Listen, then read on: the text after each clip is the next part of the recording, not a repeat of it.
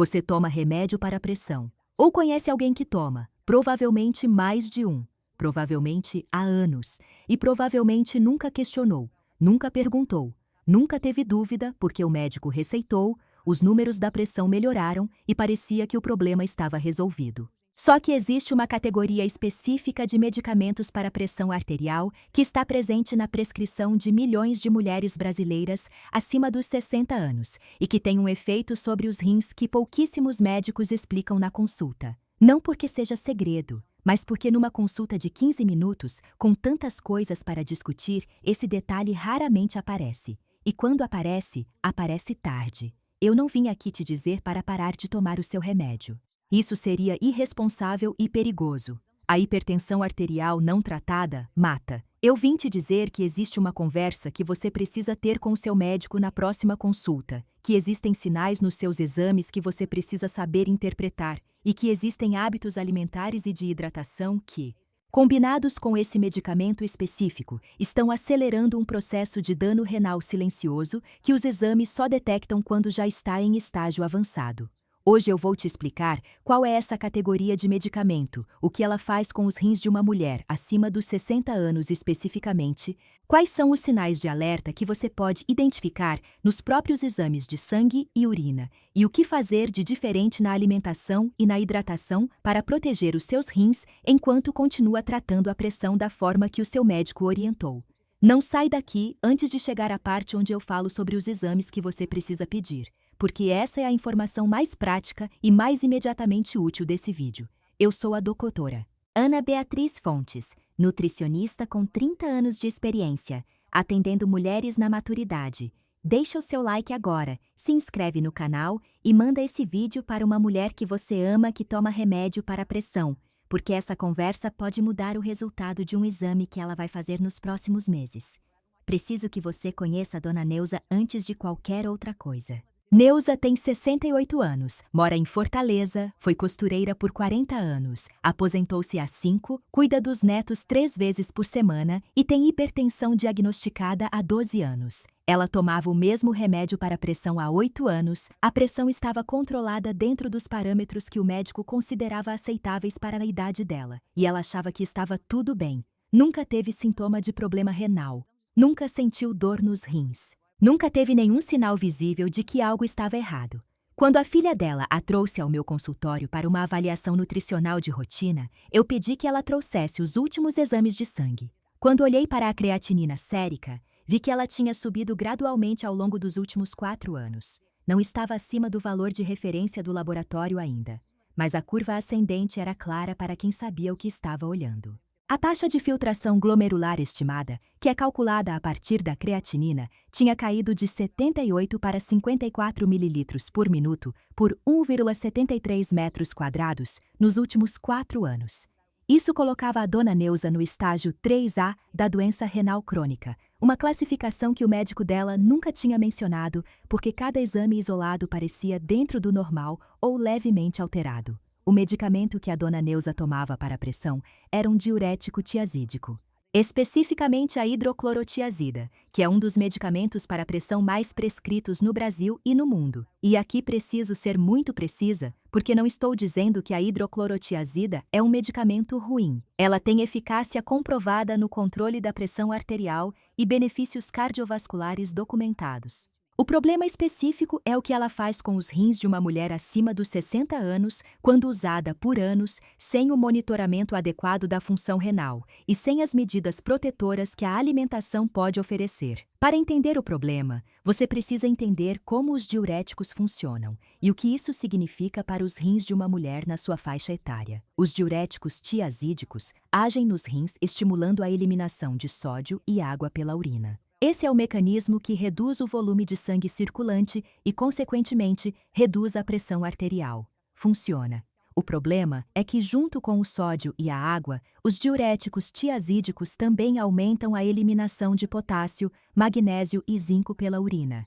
A hipocalemia, que é a queda do potássio no sangue, é um efeito colateral bem conhecido dos tiazídicos e que os médicos monitoram através do exame de sangue. Mas a perda de magnésio, que é igualmente significativa, raramente é monitorada com a mesma atenção. E o magnésio, como discutimos em outros vídeos, é um mineral fundamental para a saúde renal, cardiovascular e muscular. Uma mulher que toma diurético tiazídico por anos, sem repor o magnésio perdido, está acumulando um déficit desse mineral que contribui para a progressão do dano renal por um mecanismo que vou te explicar agora. O magnésio tem um papel protetor direto sobre as células do túbulo renal, que são as células responsáveis por reabsorver nutrientes do líquido filtrado pelos rins. Quando o magnésio está cronicamente baixo, essas células ficam mais vulneráveis ao estresse oxidativo e à inflamação, que são os dois processos que mais contribuem para o dano renal progressivo. Além disso, a deficiência de magnésio aumenta a pressão arterial independentemente do medicamento, o que pode criar um ciclo onde o médico aumenta a dose do diurético para controlar a pressão que subiu por causa da deficiência de magnésio causada pelo próprio diurético. Existe ainda um segundo mecanismo pelo qual os diuréticos tiazídicos podem contribuir para o dano renal em mulheres acima dos 60 anos especificamente. Os tiazídicos aumentam a reabsorção de cálcio nos túbulos renais, o que eleva levemente o cálcio no sangue. Esse cálcio elevado no sangue, combinado com a desidratação leve que os diuréticos provocam e com a redução do fluxo urinário, cria condições favoráveis para a formação de cristais de cálcio nos rins. Ao longo de anos, esses cristais microscópicos contribuem para a inflamação e o dano do tecido renal. Não formam necessariamente pedras visíveis nos exames de imagem, mas contribuem para um processo de fibrose renal silenciosa que reduz a capacidade funcional dos rins ao longo do tempo. Para rins jovens e saudáveis, esses efeitos são manejados com relativa facilidade. Para rins de uma mulher de 65 anos, que já tem 25 a 30% menos capacidade de filtração do que tinha aos 40, cada um desses mecanismos representa uma sobrecarga adicional sobre um sistema que já está trabalhando com margem reduzida. Existe uma terceira categoria de medicamentos para pressão que tem efeito ainda mais direto e bem documentado sobre os rins e que precisa de atenção especial. São os inibidores da enzima conversora de angiotensina, os chamados IECA, cujos nomes mais comuns no Brasil são enalapril, captopril, ramipril e lisinopril. E os bloqueadores dos receptores de angiotensina, os BRA, como losartana, valsartana e irbesartana. Esses medicamentos têm um efeito paradoxal sobre os rins que frequentemente confunde as pacientes quando os médicos tentam explicar. Por um lado, os IECA e os BRA são os medicamentos de escolha para proteger os rins em pessoas com diabetes e hipertensão, porque reduzem a pressão dentro dos glomérulos, que são as unidades de filtração dos rins. Por outro lado, eles inevitavelmente reduzem a taxa de filtração glomerular nos primeiros dias de uso, o que faz a creatinina subir levemente nos exames iniciais. O problema que observo nas minhas pacientes é quando esse aumento inicial de creatinina não é monitorado adequadamente, quando a dose é aumentada sem o acompanhamento renal rigoroso, ou quando esses medicamentos são usados em mulheres que já têm desidratação crônica, que já usam outros medicamentos que afetam os rins como anti-inflamatórios, ou que têm uma ingestão proteica muito baixa, que compromete ainda mais a função renal. Uma mulher de 68 anos que toma losartana para a pressão, toma ibuprofeno ou nimesulida para as dores nas articulações que são muito comuns nessa faixa etária, tem hábito de beber pouca água para não ir ao banheiro de madrugada,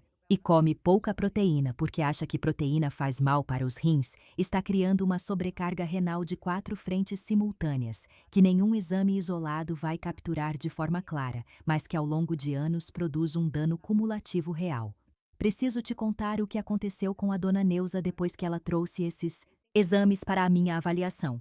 Eu escrevi uma carta para o médico que a acompanhava, descrevendo o padrão que tinha identificado nos exames e sugerindo que avaliasse a função renal com mais detalhe, incluindo a medição do magnésio sérico, a realização de um exame de urina com medição da creatinina urinária para calcular a taxa de filtração glomerular com mais precisão e a avaliação da necessidade de ajuste no medicamento ou adição de um protetor renal. O médico dela concordou com a avaliação.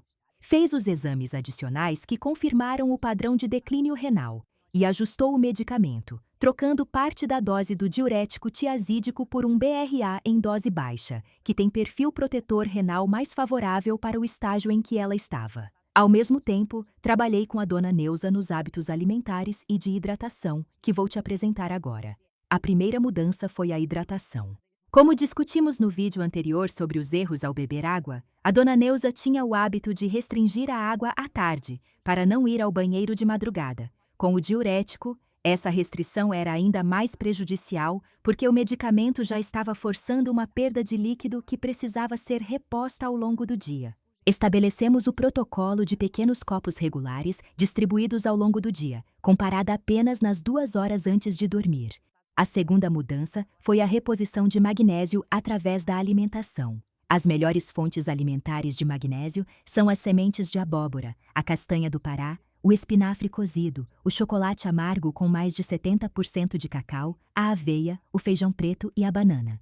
Incorporamos esses alimentos na rotina da dona Neuza com a orientação de consumi-los diariamente para compensar a perda de magnésio provocada pelo diurético. A terceira mudança foi a redução do sódio na alimentação. Isso pode parecer óbvio para quem toma remédio para pressão, mas a maioria das mulheres que conheço que tomam medicamento para hipertensão não faz a restrição de sódio de forma consistente porque ninguém explicou claramente que o sódio elevado na dieta não só compromete o controle da pressão, como aumenta a carga de trabalho dos rins.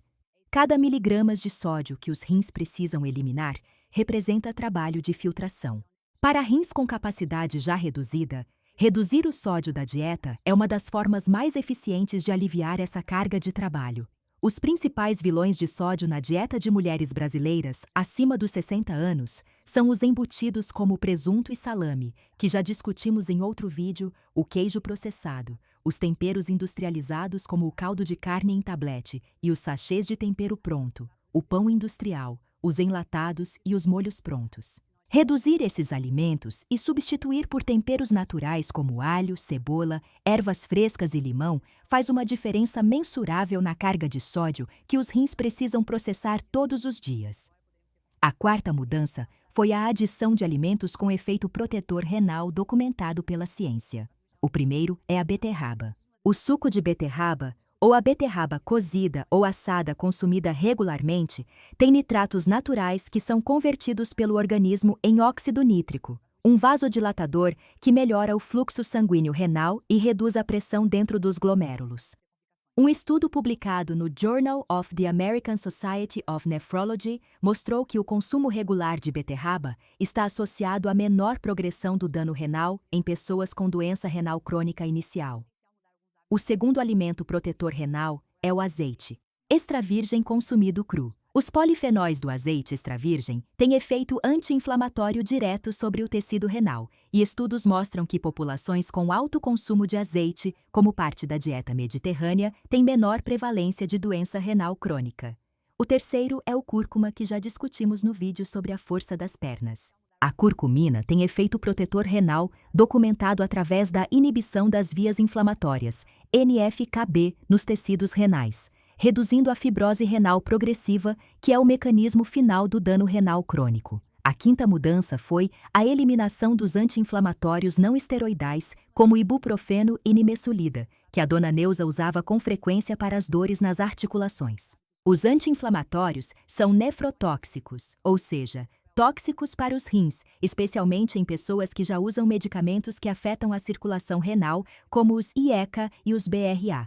A combinação de losartana com ibuprofeno é chamada pelos nefrologistas de combinação perigosa, porque os dois medicamentos juntos podem precipitar uma insuficiência renal aguda em pessoas com função renal já comprometida. Substituímos o ibuprofeno por ômega 3 em doses terapêuticas para as articulações, com a concordância do médico que a acompanhava. Preciso te dar agora as informações sobre os exames que você precisa conhecer e pedir, porque o monitoramento da função renal é a ferramenta mais importante para uma mulher que toma medicamento para pressão e quer identificar problemas antes que sejam avançados. O primeiro exame é a creatinina sérica, com cálculo da taxa de filtração glomerular estimada. A creatinina sozinha não é suficiente. Você precisa que o laboratório calcule ou que você mesma calcule, usando a fórmula CKD-EPI, a taxa de filtração glomerular estimada. Uma taxa acima de 90 é considerada normal. Entre 60 e 89, há uma redução leve que precisa de monitoramento. Entre 45 e 59 é estágio 3A, que requer acompanhamento com nefrologista. Abaixo de 45 é estágio 3B com intervenção necessária. O segundo exame é o magnésio sérico. Esse exame raramente é solicitado de rotina, mas é fundamental para mulheres que tomam diuréticos tiazídicos. Peça para o seu médico incluir nas próximas coletas. O valor normal é entre 1,7 e 2,2 mg por decilitro. Abaixo de 1,7 indica deficiência que precisa ser corrigida. O terceiro exame é o potássio sérico, que a maioria dos médicos já monitora em usuárias de diuréticos, mas que vale verificar se está sendo feito na frequência adequada, pelo menos a cada 6 meses para quem usa tiazídico cronicamente. O quarto exame é o exame de urina com pesquisa de proteinúria, que é a presença de proteína na urina. A presença de proteína na urina é um dos sinais mais precoces de dano renal e muitas vezes aparece antes da creatinina subir. Se o seu exame de urina mostrar qualquer quantidade de proteína, mesmo que o médico diga que é pequena, peça para aprofundar a investigação com um exame chamado relação proteína-creatinina urinária. Preciso responder as 2 perguntas que eu sei que estão na sua cabeça agora. A primeira: doutora, posso parar de tomar o remédio para a pressão? Não. Nunca pare o medicamento para a pressão sem orientação médica. A hipertensão não controlada aumenta o risco de infarto, AVC e insuficiência renal de forma muito mais grave e imediata do que os efeitos que descrevi aqui. O que você deve fazer é ter a conversa com o seu médico sobre o monitoramento da função renal, sobre os exames que mencionei e sobre as mudanças alimentares que podem proteger os seus rins enquanto o medicamento controla a pressão. A segunda: doutora, o meu médico nunca me falou nada disso. O monitoramento detalhado da função renal em usuárias de antihipertensivos é um tema que fica na intersecção entre cardiologia, nefrologia e nutrição clínica. Na consulta de clínica geral ou de cardiologia, o foco está no controle da pressão arterial e na prevenção cardiovascular. O impacto renal de longo prazo dos medicamentos usados para esse controle nem sempre recebe a atenção que merece. Não é negligência. É a limitação do tempo e do escopo de cada consulta. Você agora tem as perguntas certas para levar. Voltando à Dona Neuza. Ela voltou ao consultório 1 ano depois com os exames mais recentes. A taxa de filtração glomerular tinha estabilizado em 56, praticamente o mesmo valor do ano anterior, em vez de continuar o declínio que vinha registrando nos 4 anos anteriores. O médico disse que era um resultado excelente, considerando o histórico dela. Ela me ligou depois da consulta para contar. A voz estava diferente, mais leve. Disse: doutora, eu não sabia que precisava proteger meus rins enquanto tomava o remédio para a pressão. Achava que tomar o remédio já era suficiente. Eu disse: Dona Neuza, o remédio cuida da pressão. A alimentação cuida dos rins. Os 2 juntos é que cuidam de você. Hoje você aprendeu que certos medicamentos para pressão arterial, amplamente prescritos para mulheres acima dos 60 anos, têm efeitos sobre os rins que raramente são explicados nas consultas. Os diuréticos tiazídicos causam perda de magnésio e condições favoráveis à formação de cristais de cálcio, que ao longo de anos contribuem para o dano renal progressivo. Os IECA e os BRA reduzem a filtração renal de forma que pode se tornar problemática quando combinados com desidratação, anti-inflamatórios ou ingestão proteica inadequada. Você aprendeu que existem 5 mudanças alimentares e de estilo de vida que protegem os rins, enquanto o medicamento controla a pressão. Hidratação distribuída ao longo do dia. Reposição de magnésio pela alimentação. Redução do sódio nas refeições.